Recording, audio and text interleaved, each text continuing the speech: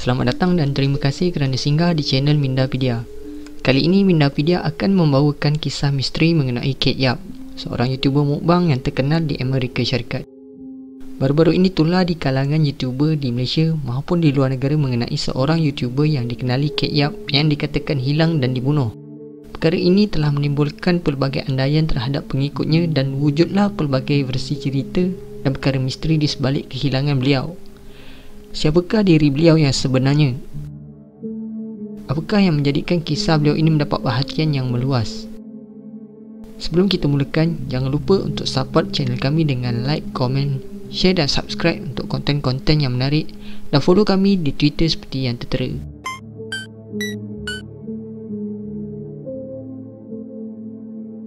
Akaun YouTube-nya telah dibuka pada 12 Mac 2018, manakala Kate Yap telah memuat naik video pertama juga pada tahun yang sama, iaitu pada 24 April 2018. Video pertamanya itu memaparkan video mukbang beliau dengan hidangan daging mentah salmon yang dimakan dengan kuantiti yang banyak. Dan dari situlah bermula video demi video mukbang beliau di saluran YouTube yang dikenali sebagai Kate Yap itu. Terkini saluran YouTube itu telah berjaya mengumpul subscriber sehingga lebih 800,000 dan sebanyak 30 episod telah dimuat naik di dalam saluran YouTube tersebut setakat ini. Apa yang membuatkan video beliau sedikit berbeza berbanding pencipta kandungan YouTube yang lain ialah kuantiti makanan yang beliau makan serta cara beliau menghabiskannya yang agak pelik dan luar biasa. Kate Yap kelihatan seorang yang sangat-sangat kelaparan apabila menjamah dengan rakus setiap makanan di dalam kebanyakan video-videonya. Tetapi setengah peminat berpendapat ia adalah disebabkan Kate Yap adalah seorang eater kompetitor yang sudah biasa makan dengan laju dan banyak seperti yang dilakukan YouTuber terkenal Matt Stoney. Kate Yap juga sangat menggemari salmon mentah dan hampir kebanyakan videonya pasti ada belahan ikan salmon untuk dimakan. Selain itu, dia juga makan dalam kuantiti yang banyak dan cara dia menghabiskan makanan-makanan kadang-kala agak menjijikkan serta meloyakan. Pernah di dalam salah satu daripada videonya, dia memakan 2 biji otak haiwan yang dipanggang.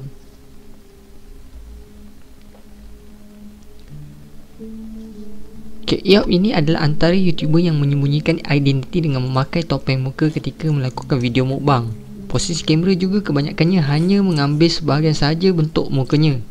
Oleh itu memang sukar untuk meneka identiti sebenar YouTuber ini. Selain karakternya yang cukup berhasil, beliau juga jarang bercakap di dalam video-videonya. Sekaligus agak sukar untuk mengecam suara sebenarnya. Ini seakan-akan telah menjadi satu trademark bagi beliau dengan identiti diri yang penuh misteri. Kalau cakap pun memang teramat perlahan sebutannya. Kebelakangan ini telah tular tanda pagar save Kate Yap di kalangan beberapa YouTuber lain. Tanda pagar ini tiba-tiba tular apabila netizen telah menemui tanda-tanda kecederaan seperti lebam di tangan dan bibir Kate Yap di dalam videonya. Bermulalah para netizen dan peminat melakukan siasatan sendiri berdasarkan video-videonya. Kebanyakan netizen bimbang jika Kate Yap berada di dalam keadaan yang tidak selamat. Ramai yang percaya Kate Yap telah diculik dan juga didera. Situasi ini diyakinkan lagi apabila terdapat perubahan fizikal yang agak ketara ketika awal kemunculannya berbanding videonya yang terkini. Kate Yap dilihat semakin kurus, tidak bermaya dan kelihatan seperti seseorang yang kurang zat makanan dan kebuluran. Disebabkan sikap ingin tahu netizen tentang keadaan sebenar Kate Yap, netizen mula mengkaji video-video Kate Yap yang telah dimuat naik di saluran YouTube miliknya sebelum ini. Dan berikut adalah sebahagian penemuan netizen yang boleh dianggap misteri dan menguatkan andaian yang beliau diculik dan dipaksa oleh seseorang untuk melakukan kandungan YouTube sebagai pendapatan penculiknya. Pertama, Kate Yap memakai wristband berwarna hitam pada bahagian tangan kirinya. Peminatnya beranggapan ia kemungkinan untuk menyembunyikan tatu supaya dia tidak mudah dikenali. Ada juga yang berpendapat dia cuba menyembunyikan kecederaan seperti luka atau lebam di bahagian itu yang mungkin terhasil akibat rantai atau gari yang mengikat bahagian itu oleh penculiknya. Tetapi kebanyakan eater kompetitor menggunakan wristband seperti itu adalah dengan tujuan untuk mengelap mulut mereka. Selain ia digunakan juga sebagai anti-nausea, iaitu untuk mengurangkan loya ketika makan dengan laju atau makanan itu memang meloyakan, seperti yang dipakai oleh Matt Stoney. Di dalam salah satu dari videonya, meja makannya telah bergerak seperti seseorang menendang meja tersebut. Akibat daripada itu, Kate Yap makan dengan lebih cepat dan laju, seperti dia telah dimarahi oleh seseorang. Netizen telah mengenal pasti satu suara yang menyebut I'll kill you dan eat faster di sebalik video yang terakam.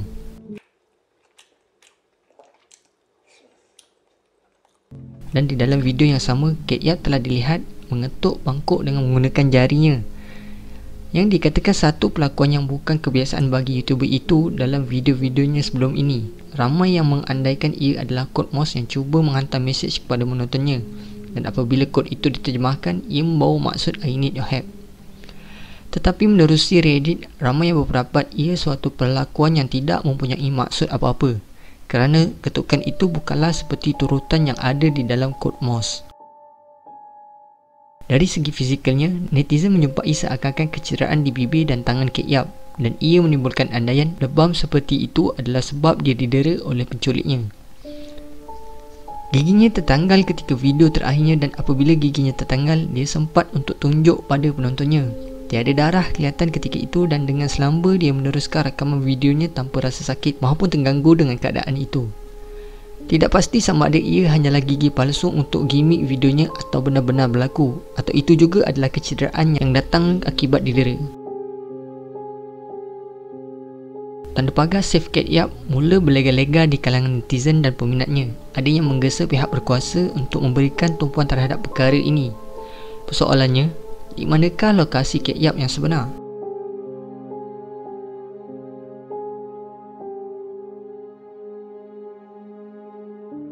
Berbagai andaian telah dikemukakan oleh netizen. Ada yang menyatakan beliau berada di suatu tempat di Albania. Ia berdasarkan alamat Gmail yang ditulis di saluran YouTube miliknya, dan melalui carian di Google Maps, ia memaparkan sebuah apartmen yang mempunyai tulisan Kate Apartment di pintu hadapannya.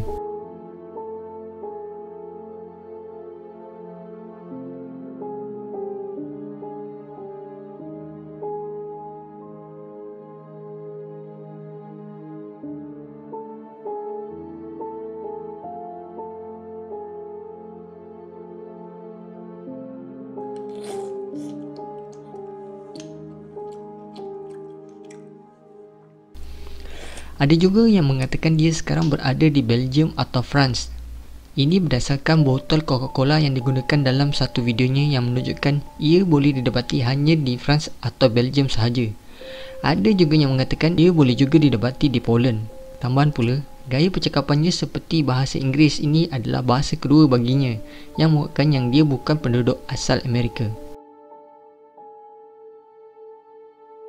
Disebabkan ia telah menjadi tumpuan yang sangat hangat oleh netizen, Kate Yap telah memuat naik komen yang mengatakan segala teori-teori yang berlegak itu adalah tidak benar. Melalui komen itu, dia menyatakan kecederaan pada bibirnya adalah disebabkan cold sore, dan kod Morse yang cuba dibangkitkan netizen itu adalah tidak membawa maksud apa-apa. Malah jika dirujuk semula, ia adalah cara yang salah dalam menggunakan kod Morse. Tetapi komen yang diberikan serta di pin itu adalah sebenarnya telah diambil dari tulisan seorang pengguna Reddit yang mengeluarkan teori mengenai Kate Yap.